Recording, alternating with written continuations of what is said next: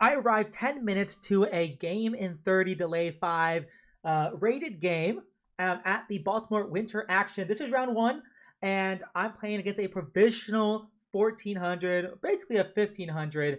And yeah, I arrived 10 minutes late. I was driving from Pennsylvania, so it was like a 2-hour drive for this one-day tournament.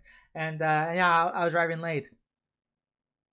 So I come to the board. It's I have 20 minutes on the clock, and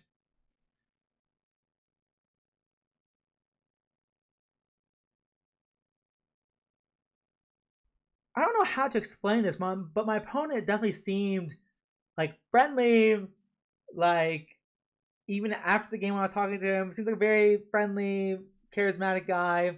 Anyways, um, later did I know. Well, first I didn't even know the rating of my opponent because I was like so rushed because like I was so rushed when I got there. Like I didn't know my opponent's name, I didn't know his rating, which is probably better than knowing. He played e5, and we get into the Italian game, and I play c3. And here, he actually thinks for a moment, and I had needed to pee for the past hour and a half. So once I started thinking, I was like, okay, I'm gonna go run. I'm gonna go into the restroom. I didn't run, but I walked very fast. And then I couldn't figure out how to close the door. Like the door opened up, and I was like, how do I close this door? And then, I already have 10 minutes down on the clock, but apparently there's a door stopper, and I'm just blind and too dumb to figure that out. He plays d6.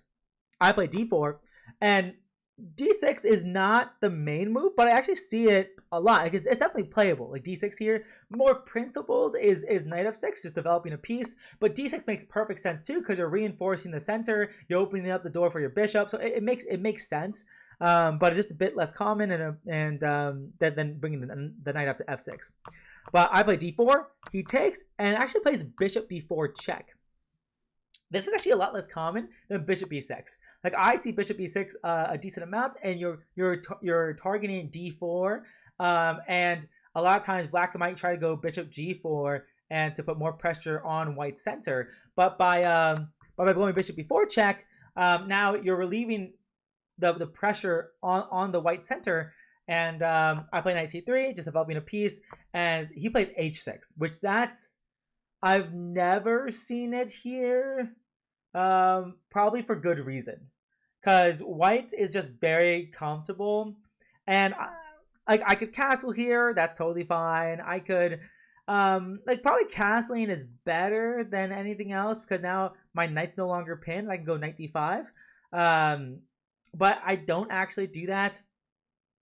Instead, I actually just go d5 immediately, which nothing wrong with it. It forces him to trade on c3 because if he went like knight e5, for example, I would go check and pick up his bishop and defend my own bishop on c4. So that's happened to me in a rated game before, actually. So he trades on to c3 and actually goes knight e7.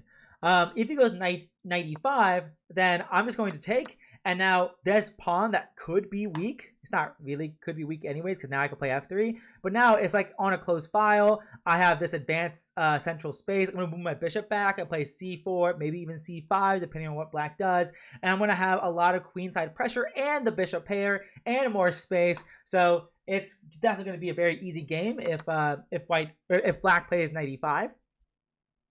He plays knight e7, which is totally fine. I castle, he plays knight f6, and now I decide to play e5. I annotated my game, and I gave like some interesting moves. And well, I think chess.com says this is speculative, the exclamation point question mark. But I always thought the exclamation point question mark was interesting. But maybe interesting is speculative. Instead of this move, I could just continue with like rook e1, or yeah, and then if here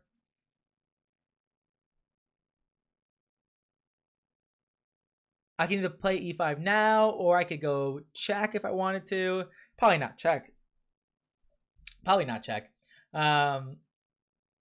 I actually like my move e5. I think it makes a lot of sense. I don't never have to worry about this pinning anymore because my knight will be on e5, and this does hang the d5 pawn, but I actually thought that it would be really dangerous for him to take. I didn't actually calculate it all out, but I already had 17 minutes and he had like 25, so or 26 still. So I was just trying to gain time on the clock, honestly. Like, that was a huge priority for me. And I'm trying to think right now. After knight takes e5, I had 14 minutes. And after his next move, castles, he had 19 minutes. So if he takes the pawn, if he takes here, for example, I'm going to very quickly play bishop a3, stop him from castling. And if he goes back, you just lose because your queen is undefended. I deflect your king away from your queen's defense. If he goes c6, then I can probably just go rook e1. If he goes bishop e6, I don't know. I didn't think this far enough ahead.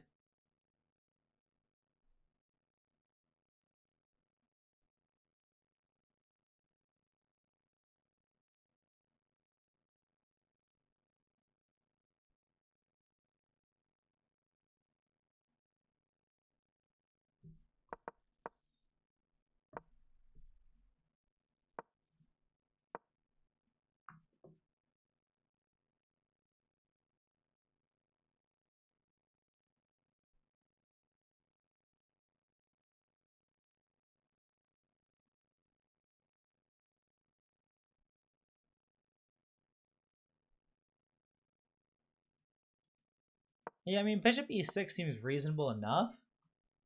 Just trying to think of anything else I could do, though.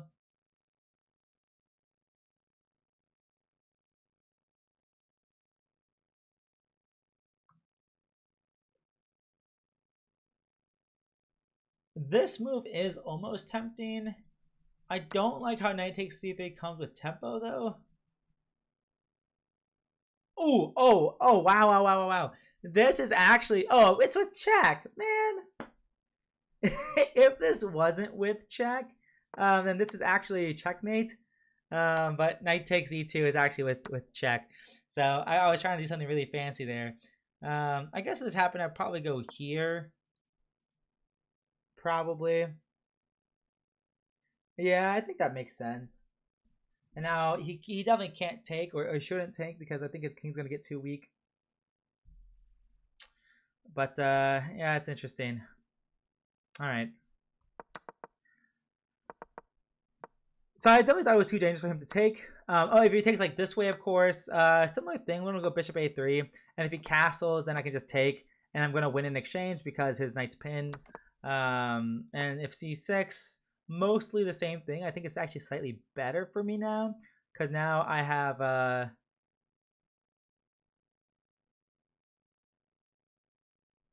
probably just go queen f3. And if knight f6 to defend, then I can go here. And if he castles here, I can still probably go rook ad1. And this is probably good for me. If bishop e6, bishop e6 is actually kind of annoying. More annoying than I actually wanted.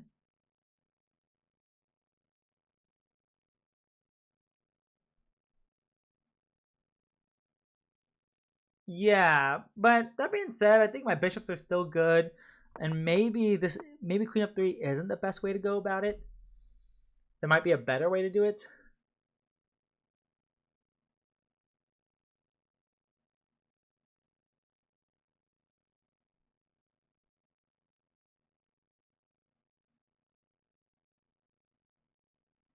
Not sure.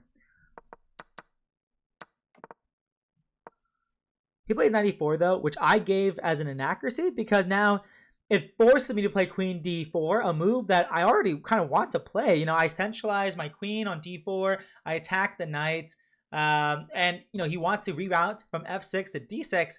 But in that time, you know, now I still have more space, great center control, and I'm going to try to maintain my bishop pair, even though he does, you know, trade it off immediately. At least I'm not trading it on c4. I move it back to d3 so I can push my pawn to c4 and maybe even to c5 on a good day to just gain more center space, put my rooks in the open files eventually. So my play is definitely very, very easy. He ends up, after c4, actually taking on d3. But first he actually plays f6, which I gave as a mistake because f6 just feels really wrong for a couple of reasons. One is that the light squares around the king are getting weak. Like even after you trade the light square bishops, your light squares are gonna get weak. And also this e6 square is juicy, and I'm gonna get a knight there, and I get it there almost immediately. So I play knight f3, he trades, and that opens up the d4 square for my knight to hop into e6, and he can't prevent it. If he plays a move like knight f5, trying to prevent this knight from going to d4, then I can just take, and the knights were defending each other, so he has to take back with the knight, and now I can get my knight in. And the same thing if he moves the other knight there, I'm going to take, and the knight has to come back, and I can get my knight in. So there's really nothing he can do about it. I guess actually if he does go knight d f5, then if I do try to go for this idea, then c6 looks kind of annoying. Oh no, this is a fork actually. Okay, yeah, it's a fork, so it's actually not easy for him at all. Okay, he doesn't have time to play c6 immediately. So he can prevent my knight from getting to e6, which, you know, my knight is disastrously good. I throw in rook a b1 just to attack the pawn. It's not hanging because this knight on d6 is defending it, but I can always like take. And if he takes with the pawn, I'm very happy because now he has less pawn breaks in the position, so he has less play, while I still have maintained a really nice knight in the center. If he did take with the pawn, like for example, I don't know, really bad, like rook a d8, and if I take, he takes. I still have this open file to attack, and I have knight e6 more importantly as well, and I can always try to target this d6 pawn, target this d7 pawn, target this b7 pawn. I'm targeting every pawn, so life is very good here, for sure. But he goes rook a b8, and now I go knight e6, and he plays c6, which I gave as a question mark, because this move just makes the knight on d6 loose. So basically, this knight has no defenders. It has one with the queen, but my bishop's attacking it once. So if I can add another attacker with tempo, I'm tactically winning. And I do that with knight takes g7. I gave myself a brilliant move there. Because it's just you're sacrificing the knight, you're opening up the king, and now you're just winning by force here. And now the rook's placement is actually not good. Like it felt good to put the rook there because you're defending, but you're not defending well enough. Because he takes, and now I go queen g3 check, and I was expecting him to go like king f7 or maybe king h7. I thought both moves made a lot of sense, and I was actually debating like, okay, well after he plays king h7 or king f7, what happens if I take this knight? He has knight f5 to win a piece back, but then I had this really nice move, queen g5. Pinning the knight to the queen. Although looking at it now, I think it changed. Yeah, because if you went king f7, and if I took knight here and here, then I can meet rook g8 with queen h5 check, and then take this. And then take this rook. But with his king on h7, I don't have that same idea. With h7, I think I would have taken with the queen. I think I would have taken with the queen here, and then if he went here, probably just trade, and then maybe just trade, although this looks drawish, which I'm not happy about. So not really sure what I would have done here. If he went king h7. Oh, duh. Same thing. I can go here, actually. I can go here, because if he takes my bishop, then I can go check. And yeah, I mean, if he does anything else, like I'm taking his rook. So if he moves his rook, I can probably just take this pawn, to be honest. Take this pawn and play c5 next, because I mean his knight's pinned to his king. If he played like king h8 or something like that, then yeah, I probably would have like played queen takes. Queen takes knight most likely. I'm not 100% sure. But okay. He takes with the king though, and actually blocks my check with his knight. And I was like, oh my gosh, this has got to be bad. Like, this is not good for him. Because now I take with my bishop. I don't have to worry about any knight f5 nonsense. And now he plays rook d8, which I would give as an inaccuracy because now I have bishop c7. If we went to rook c8 immediately, then I don't have any threats at the moment. I'd probably just play like rook e1 or something like that and control the open file, maybe something like that. But now, actually, I can also just like take once, and no matter what he takes back with, I can just play c5 and cement my bishop in the middle of the board. That also looks really, really good. But he plays rook d8, which allows me to go attack his rook with tempo, and he can't attack my queen. So he goes rook c8, and now I blocked his queen's offense from the b7 pawn, and now I'm just straight up winning. His knight's pinned to his king. His queen is about to be pinned to his king. Like, his position is falling apart really, really quickly. And, you know, well, the only downside of taking on b7 is that now my pawn on d5 is hanging. So he takes, and now I play rook takes a7, and he is dead lost. There's nothing for him to really do here, except I forget that my rook is hanging, and I move my bishop back with check, thinking I'm winning. Instead, I'm losing, and I go on to lose the game. Because I am ridiculously dumb.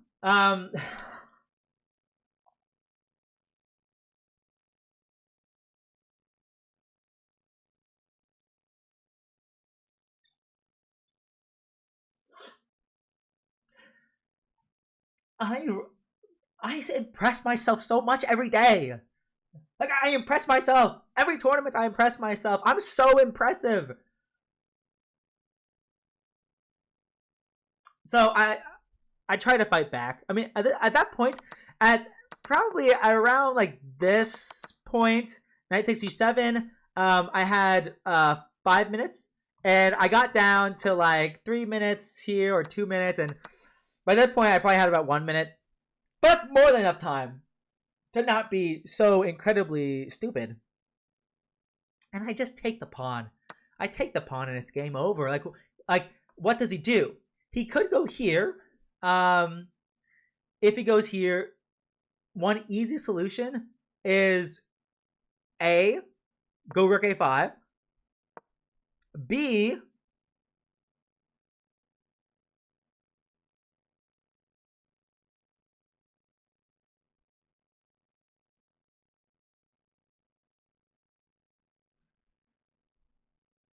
bishop b6.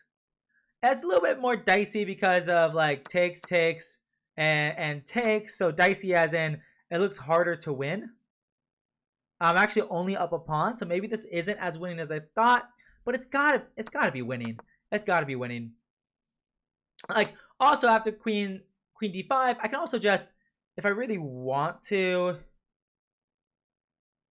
Okay, no, I don't actually have this. I don't have rook b1 because of queen takes, rook takes, and rook e1 checkmate. I could just bring my rook back. That's also decent. I mean, this seems like the best, but admittedly, I don't have a great response to rook e7. I'm now realizing.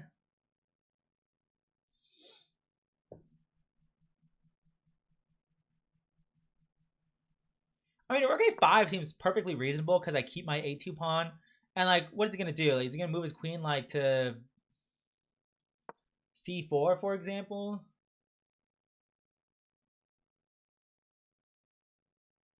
Wow, c4, actually, if I get really lazy, like, say I make a really bad move, like bishop b8, he actually has queen takes and a rook c1 checkmate. That's actually kind of disgusting, I'm not going to lie. I would have to, like, bishop f4 would guard c1. But then he can actually unpin himself, and now he's threatening the c1 bishop. So I would have to go, and if I, like I said, if I go here, then he still has this tactic of sacrificing with back rank mate. So I have to go bishop e3 to guard against back rank mate. The queen sacrifice, I mean. But this should still be 100% winning. It's just going to take more work, a lot more work, but this is still winning. But instead of that, I give up my rook. I fight back. I'm just trying. I move pieces around, and I kind of have some ideas of like getting my rook into d7. He attacks my queen. Takes this pawn, which I'm happy because now his line of attack is open. And here I should have played rook d7 or something like that. Oh, I did play rook d7 here, but I'm saying I think I could have gone bishop takes. queen h7, and now rook d7. If he actually goes knight back, I can actually take, and I'm winning, I think. Actually, I'm not winning here. I thought I was with the queen here, but I'm actually not. Because if rook takes, then I am winning. But he's not going to do that. He'll probably take with the queen instead. And, oh wait, this is still, no, it's not winning. If this, then he could go here, which is still not good enough. Yeah, so anyways, he went, like, if he went here though, then I can go rook d6, and I'm attacking f6, and it's kind of, your defenses are very flimsy here. Like, it's actually a double attack on here and here, and if you double up here, for example, like, black should still be winning, but it's definitely not so easy at all. But I go rook here, and I just trade rooks. I give that as a mistake because here I could just go rook d6, and it's not easy, but like, at least I'm asking him questions here, and he has no easy infiltration. Like, what's he gonna do? Go rook here? Like, that doesn't do anything at all. Like, it really doesn't. Like, if I go, that allows me to go check, and if he blocks, then this is winning, of course. But if he just goes king up, I actually don't think I have anything right now. Oh, I do actually. I have rook takes, and if queen takes, and I have check. Oh my gosh. Never mind. I don't have that. I don't have anything. I lied. Just like in the game, I'm not good at this. Anyways, in the game, I play rook d7. Trying to do something, but I trade and I take, and like, the game went on. I didn't resign. I waited for him to win a couple more pawns and stuff like that, but too little, too late. Too little, too late. I just have, like, each tournament, I just have at least one monumental throw. Like, I guess this throw isn't as bad as my other ones. Like, admittedly, like, I've had my last tournament I played, I was up a queen and gave it away for no reason.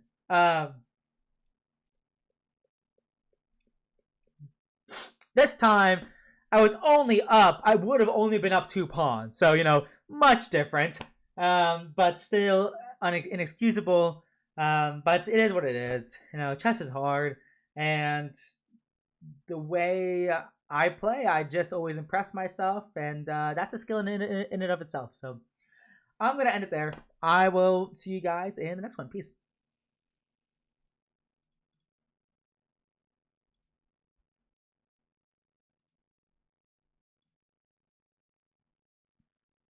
Oh, wait. One more thing. I did find out my opponent, he actually has a FIDE rating of 1900. So, I mean, I definitely don't feel like he played at the strength of a 1900. But it's also game in 30, so it's not real chess. So, at least that's the cope that that I'll say. It is real chess. It is real chess. It's just crazy that a game in 90 plus 30 is affects your rating the same way a game in 30 delay 5 does. Affects your rating the same amount. But it is what it is.